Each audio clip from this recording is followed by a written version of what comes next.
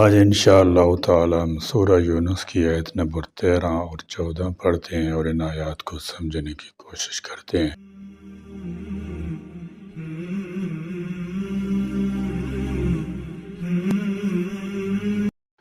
اعوذ باللہ من الشیطان الرجیم، بسم اللہ الرحمن الرحیم۔ وَلَقَدْ أَهْلَكْنَا الْقُرُونَ مِنْ قَبْلِكُمْ لَمَّا ظَلَمُوا وَجَاءَتْهُمْ رُسُلُهُم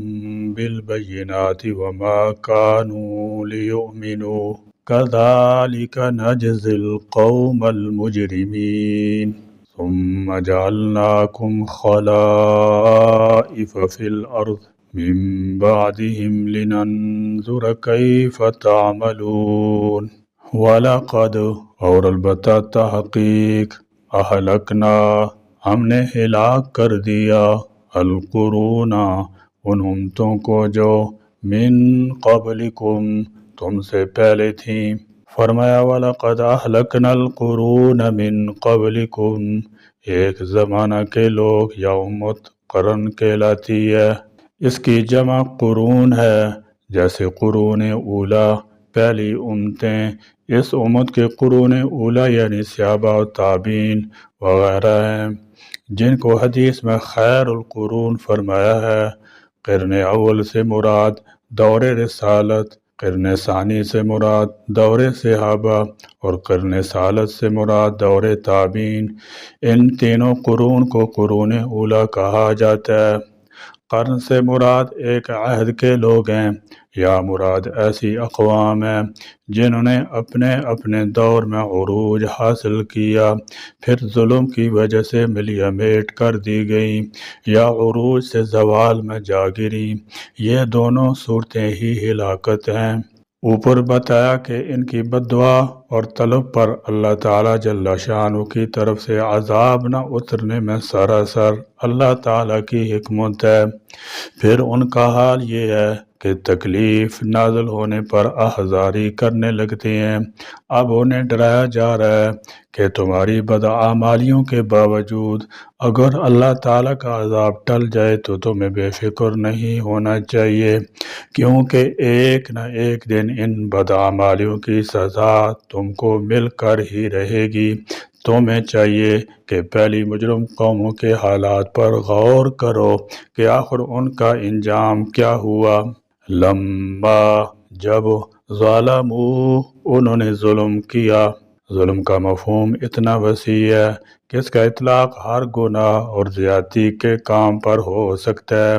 چنانچہ سب سے بڑے گناہ شرک کو ظلم عظیم کہا گیا ہے۔ اس آیت میں یہ بتلایا گیا ہے کہ جب کوئی قوم سر نکالتی ہے یا عروج حاصل کرتی ہے تو یہی وقت اس کے ظلم و زیادتی کا ہوتا ہے۔ وہ دوسرے لوگوں کو اپنے سے کم تر سمجھ کر ان پر ہر جائز و ناجائز طریقے سے تسلط جمانا اپنا حق سمجھتی ہے اور اللہ کی یاد سے غافل ہو کر ہر گناہ کے کام کی مرتکب ہو جاتی ہے۔ ایسے ہی اوقات میں اللہ تبارک و تعالی ان کے پاس اپنے رسول بھیجتا ہے، مگر جو لوگ اپنی عیش و عشرت میں مست اور گناہوں کے کاموں میں مستغرق ہوں وہ بھلا رسولوں کی بات کیسے مانیں گے؟ چنانچہ عموماً ایسی مجرم بے ضمیر قوموں نے رسولوں کا انکار ہی کیا۔ اس طرح جب اللہ تعالیٰ جل شانہ کی طرف سے حجت پوری ہو جانے کے بعد بھی انہوں نے اپنا طرز زندگی نہ بدلا تو اللہ تبارک و تعالیٰ نے ان کے جرائم کی پاداش میں انہیں ہلاک کر ڈالا۔ وَجَاءَتْهُمْ اور آئے ان کے پاس رسولہم ان کے رسول بالبینات واضح دلیلوں کے ساتھ وما کانوا اور نہ تھے وہ لیؤمنوا کہ ایمان لاتے کذالک اسی طرح نجزی ہم سزا دیتے ہیں القوم المجرمین ان لوگوں کو جو مجرم ہیں۔ حضرت اوس بن شرجیر رضی اللہ تعالی عنہ سے روایت ہے کہ انہوں نے رسول اللہ صلی اللہ تعالی علیہ وسلم کو فرماتے ہوئے سنا، جو شخص ظالم کے ساتھ چلتا ہے تاکہ اس کو تقویت پہنچائے، حالانکہ وہ جانتا ہے کہ وہ ظالم ہے، ایسا شخص اسلام سے خارج ہو جاتا ہے۔ دین اسلام کے احکامات میں سے ایک اہم ترین حکم نظام عدل کا قیام اور ظلم کی روک تھام ہے۔ اللہ تبارک و تعالیٰ کو وہ لوگ پسند ہیں جو عدل قائم کرتے ہیں اور ظلم کو ختم کرتے ہیں۔ حقدار کو حق دینا عدل کہلاتا ہے۔ مومن کو حکم ہے کہ وہ زندگی کی ہر سطح پر عدل کے تقاضے پورے کرے۔ اپنی جان کا تحفظ کرنا، ماں باپ، بیوی بچوں، اعزا و اقربا، ہمسایوں اور معاشرتی عدل و انصاف کے قیام کے لیے عدل کرنے والی قوتوں کی حمایت کرنا عدل کرنے والے انسان کی پہچان ہے۔ عادل انسان اللہ کو بہت محبوب ہے۔ نبی کریم صلی اللہ تعالی علیہ وسلم نے فرمایا، یوم محشر کے دن جب نفسہ نفسی کا عالم ہوگا تو اس دن اللہ تعالیٰ 7 لوگوں کو اپنے عرش کے سائے تلے جگہ دیں گے۔ ان میں سے پہلا شخص عدل کرنے والا امام یعنی حکمران ہوگا۔ اس بنا پر عدل انسانی اعمال میں سے ایک ایسا عمل ہے جو اسے اللہ کا مقرب اور مغفرت کا مستحق بنا دیتا ہے، جہنم سے چھٹکارے اور جنت کا حقدار بنا دیتا ہے۔ یہ ایسی خوبی ہے جو بے شمار اچھائیوں کی بنیاد، بے شمار برائیوں کو روکنے کا ذریعہ بنتی ہے۔ آج کل معاشرے میں لوگوں میں بے جا ظلم و زیادتی عام ہو چکی ہے۔ ناجائز کیس، کسی کا مال غصب کرنا، پڑوسیوں کو پریشان کرنا، کسی کی زمین پر ناجائز قبضہ کرنا، مار پیٹ کرنا، گالم گلوچ کرنا، کمزوروں پر زبان درازی اور ہاتھ دراز کرنا، اس طرح کے کئی اور مظالم گناہ ایسے ہیں جن کو ہم گناہ تصور ہی نہیں کرتے، بلکہ اس پر ڈٹ جاتے ہیں کہ میں نے ٹھیک کیا ہے، جو اللہ تعالیٰ کی ناراضگی کا سبب بنتا ہے، جس کے بعد مصائب و مشکلات میں انسان گر جاتا ہے۔ معاشرے میں آج کل ظلم و زیادتی عموماً غریب سے ہی کی جاتی ہے، جو ناقابل معافی جرم ہے۔ لوگوں میں ظلم عام ہے، جبکہ قرآن کریم اور احادیث میں ظلم کی مذمت اور ظالموں کے برے انجام کو بڑے شد و مد کے ساتھ بیان کیا گیا ہے۔ ظلم کو اللہ تبارک و تعالی نے لوگوں پر حرام کر رکھا ہے۔ حدیث قدسی کا مفہوم ہے، اللہ تعالیٰ فرماتے ہیں، اے میرے بندو، میں نے اپنے اوپر ظلم کو حرام کیا ہے اور تم میں باہم ایک دوسرے کے ساتھ ظلم و زیادتی کو حرام کر رکھا ہے، اس لیے دیکھو تم ایک دوسرے پر ظلم نہیں کرنا۔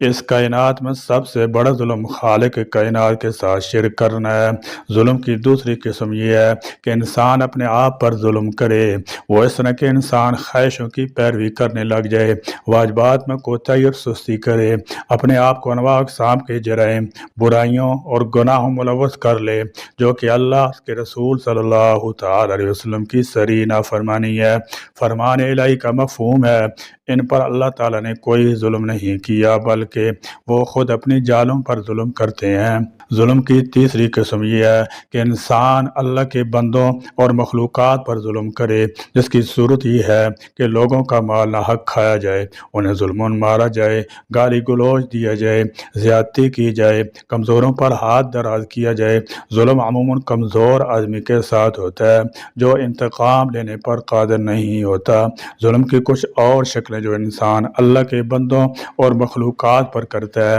اور عائشہ صدیقہ رضی اللہ تعالی عنہا سے روایت ہے کہ رسول اللہ صلی اللہ تعالی وسلم نے فرمایا، جس کا مفہوم، جس نے ایک بارش کے برابر بھی کسی کی زمین کو ظلماً لے لیا تو قیامت کے دن 7 زمینوں کا طوق اسے پہنایا جائے گا۔ حضرت ابو ہریرہ رضی اللہ تعالی عنہ بیان کرتے ہیں کہ رسول اللہ صلی اللہ تعالی وسلم نے فرمایا، جس کا مفہوم ہے مالدار آدمی کا قرض کی ادائی میں ٹال مٹول کرنا ظلم ہے۔ حضرت ابو ہریرہ رضی اللہ تعالی عنہ بیان کرتے ہیں کہ رسول اللہ صلی اللہ تعالی وسلم نے فرمایا، اس کا مفہوم ہے اللہ تعالیٰ کا ارشاد ہے کہ 3 طرح کے لوگ ایسے ہوں گے جن کا قیامت کے دن میں مدعی بنوں گا۔ ایک وہ شخص جس نے میرے نام پر عہد کیا اور وہ توڑ دیا، دوسرا وہ شخص جس نے کسی آزاد انسان کو بیچ کر اس کی قیمت کھائی، اور تیسرا وہ شخص جس نے کوئی مزدور اجرت پر رکھا، اس سے پوری طرح کام لیا لیکن اس کی مزدوری نہیں دی۔ اور سیدنا معاذ بن جبل رضی اللہ تعالیٰ عنہ ایک جلیل القدر صحابی ہیں، وہ فرماتے ہیں کہ جناب نبی کریم صلی اللہ تعالی علیہ وسلم نے فرمایا، عبداللہ اسدی کہتے ہیں کہ میں نے سیدنا انس بن مالک رضی اللہ تعالیٰ عنہ سنا، وہ فرما رہے تھے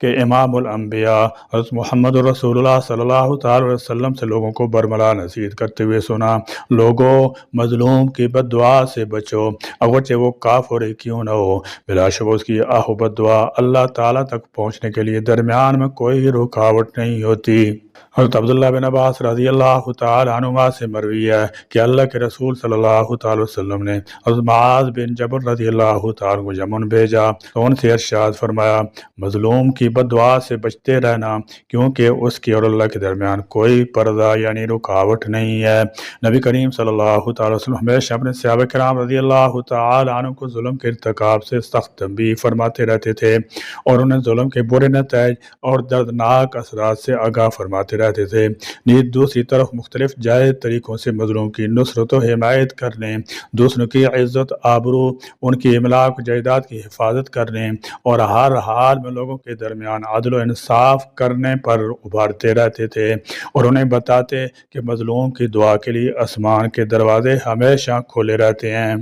لہذا اس کی دعا کبھی رد نہیں ہوتی، کیونکہ جس طرح اللہ تعالیٰ نے ذات کریمہ کے اوپر ظلم کو حرام فرما لیا ہے، اسی طرح سے اس نے لوگوں کے درمیان بھی ظلم کو حرام قرار دیا ہے۔ چنانچہ جو ظلم سے تم کرتا ہے اسی کے اوپر اس کے ظلم سے تم کا وبال آ گرتا ہے۔ اس سے معلوم ہوا کہ سب گناہوں میں سے ظلم ایسا بے رحم گناہ اور بدتر خطا ہے کہ چاہے کافر کے ساتھ بھی کیا جا رہا ہو تو اللہ کریم کو برداشت نہیں ہے، لہذا ہر حال میں ظلم سے بچنے کی تاکید کی وصیت فرمائی گئی ہے۔ ثم جعلناکم، پھر ہم نے بنایا تمہیں خلائف جانشین فی الارض، زمین میں۔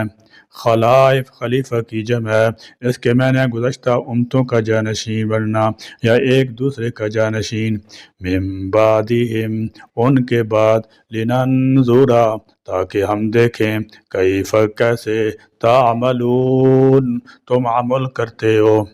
فرمایا ثم جعلناکم خلائف، مطلب یہ ہے کہ ان کے بعد تمہیں زمین میں ان کے جانشین بنایا اور تم بھی ان کی طرح ظلم سرکشی پر کمر بستہ رہو گے تو تمہاری تباہی بھی یقینی ہے۔ یہ خطاب ان تمام لوگوں کو ہے جن کی طرف رسول اللہ صلی اللہ تعالی وسلم مبعوث ہوئے، یعنی اے اہل عرب، اب تمہاری باری آ چکی ہے، پہلی قوم کی جگہ تم نے لے لی ہے، اور جیسی زیادتیاں اور ظلم تم سے پہلے لوگ کرتے رہے وہ تم بھی کر رہے ہو۔ ان کے پاس بھی ہم نے رسول بھیجے تھے اور تمہارے پاس بھی رسول بھیجا ہے،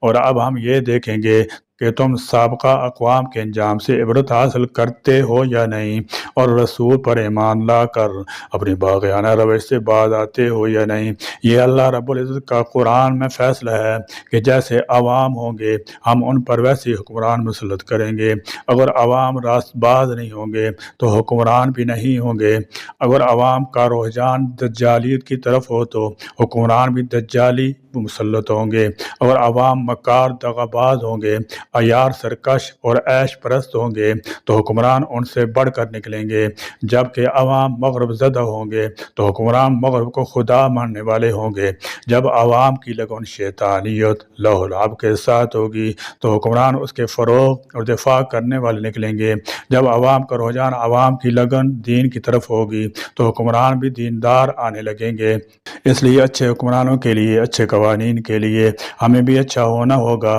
اس کے بغیر اچھے حکمران فلاحی عمدہ قوانین اور حقوق کا تحفظ محض خواب ہی رہے گا جو کبھی بھی شرمندہ تعبیر نہیں ہوگا۔ بہرحال جس جماعت کو یا قوم کو حکومت مل جائے وہ اس کے پاس بطور امانت ہوتی ہے، حکومتی معاملات منمانی نہیں کرنی چاہیے بلکہ اللہ کے دین کو نافذ کرنا چاہیے۔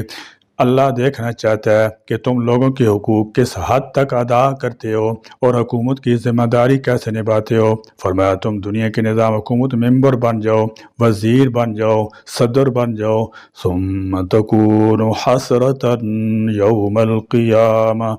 پھر یہ چیزیں قیامت کو تمہارے لیے حسرت کا باعث ہوں گی، تم افسوس کرو گے کہ یہ ذمہ داری نہ اٹھائی ہوتی۔ ہماری زندگی ہمارے پاس امانت ہے، پہلے انہیں اس امانت کا حق نہیں نہیں ادا کیا تو وہ ہلاک ہوئے، اب تم ان کے جانشین بنے ہو، تمہارے اعمال کی بھی آزمائش ہوگی اور پھر تم پر واضح کر دیا جائے گا کہ تم کیسے عمل کرتے رہے۔ اللہ رب العزت ہمیں سب کو ظلم سے بچنے کی توفیق نصیب فرمائے اور ہمارے اندر فکر آخرت پیدا فرمائے، آمین۔ وآخر دعوانا الحمدللہ رب العالمین۔